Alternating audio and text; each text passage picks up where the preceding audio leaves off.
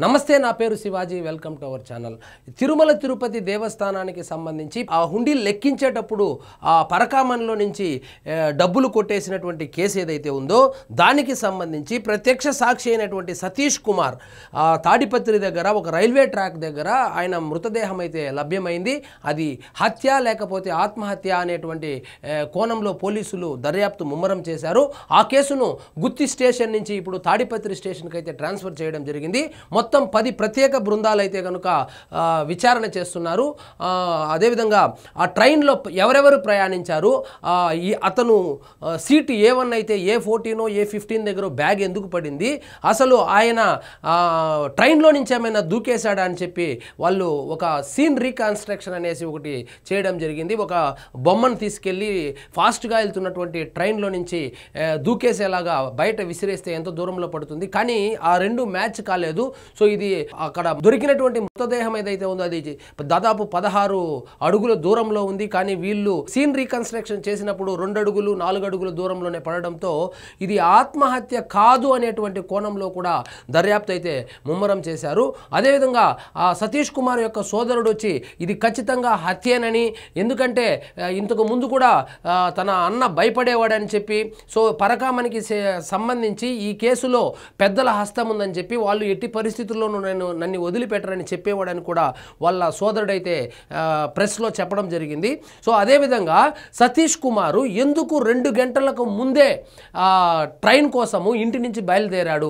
So ఎవరైనా ఏదైనా ప్రయాణానికి వెళ్ళేటప్పుడు ఒక ½ అవర్ ముందు వెళ్తారు, కానీ సతీష్ కుమార్ 2 గంటల ముందు ఎందుకు ఇంటి నుంచి బయలుదేరాడు, ఆ 2 గంటల ప్రాంతంలో ఏం జరిగింది. సో అతను ఒక కేఫ్లోకి వెళ్ళి టీ తాగి అక్కడ కొంచెం కాసేపు కూర్చొని ఉన్నటువంటి విజువల్స్ కూడా సీసీ కెమెరాల్లో బయటపడ్డాయి. సో మొత్తానికి 10 టీములు జల్లెడ పట్టి గాలిస్తున్నాయి. సో ఇది హత్య లేకపోతే ఆత్మహత్య.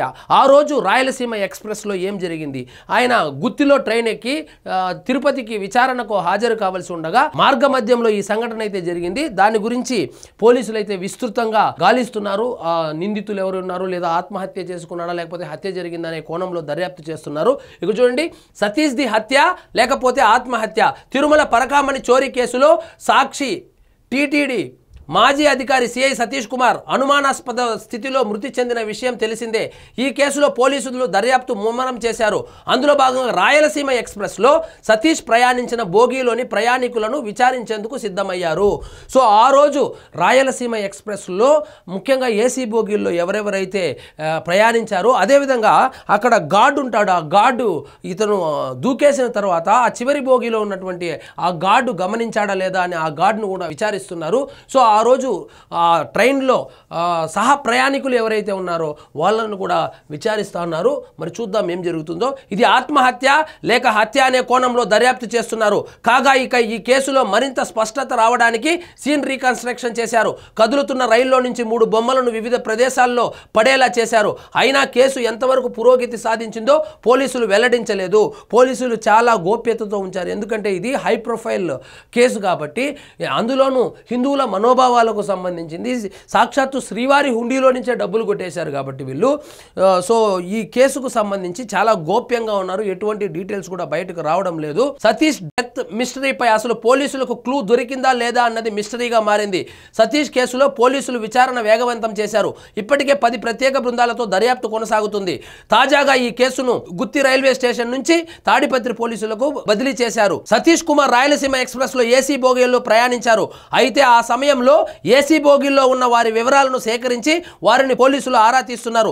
స్లీపర్ జనరల్ బోగీల్లో వారిని కూడా విచారించే అవకాశం ఉందన్నట్లు తెలుస్తూ ఉంది. సో ఆ రోజు ఏసీ బోగీల్లో తన పాటు సహ ప్రయాణికులుగా ఎవరున్నారు, అదేవిధంగా ఆ ట్రైన్ మొత్తానికి నేర చరిత్ర కలిగినటువంటి వ్యక్తులు ఎవరైనా ప్రయాణించారా అనే కోణంలో కూడా దర్యాప్తు చేస్తున్నారు. సో మొత్తానికి ఆ రోజు రాయలసీమ ఎక్స్ప్రెస్లో ప్రయాణించినట్టు ఆ పర్టికులర్ టైంలో రాయలసీమ ఎక్స్ప్రెస్లో ప్రయాణించినటువంటి ప్రయాణికుల దగ్గర అందరి దగ్గర కూడా ఇన్ఫర్మేషన్ అయితే తీసుకుంటున్నారు. ముఖ్యంగా A1 బోగీలో సతీష్ కుమార్ బ్యాగ్ పడి ఉన్న 11వ సీటు పక్కన ప్రయాణికుల ద్వారా కూడా వివరాలు సేకరిస్తున్నారు. పోలీసులు సతీష్ కుమార్ మృతదేహం రైల్వే ట్రాక్ పక్కన దొరికింది. కాగా సతీష్ ఆత్మహత్య చేసుకోవడానికి దూకాడా లేదా ఎవరైనా తోసేసి ఉంటారా అన్న కోణంలో కూడా పోలీసులు దర్యాప్తు చేస్తున్నారు. సో సతీష్ కుమారు 2 గంటలకు ముందు ఇంట్లో నుంచి ఎందుకు బయలుదేరాడు, ఆ 2 గంటల సమయంలో ఎవరెవరిని కలిశాడు, ఆయన ఫోన్ నెంబర్ ద్వారా ఆయన ఎవరెవరితో ఫోన్లో మాట్లాడాడు, వాట్సాప్లో ఎవరెవరితో చాట్ చేశాడు, సో ట్రైన్ ఎక్కిన తర్వాత సహప్రయాణికులు ఎవరెవరు ఉన్నారు, సో ఎవరెవరు ఆయనతో మాట్లాడారు, లేకపోతే ఆయన్ని దగ్గరగా గమనించారు, లేదా ఈయన దూకేశాడా, ఈయన ఎవరైనా తోసేశారా, లేకపోతే ఈయన్ని ఎక్కడో చంపేసి తీసుకొచ్చి రైల్వే ట్రాక్ దగ్గర పడేశారా. సో ఈ వివరాలన్నీ తెలియాలంటే ఈ విచారణ పూర్తి కావాల్సిందే. సో ఈ కేసుని చాలా సీరియస్గా తీసుకున్నటువంటి ఆంధ్రప్రదేశ్ పోలీసులు 10 బృందాలు గాలిస్తూ ఉన్నారు. సో ఎట్టకేలకు ఇది హత్య ఆత్మహత్య అని తేలడానికి ఇక 2-3 రోజుల్లో తెలుస్తామని కూడా చెప్తా ఉన్నారు.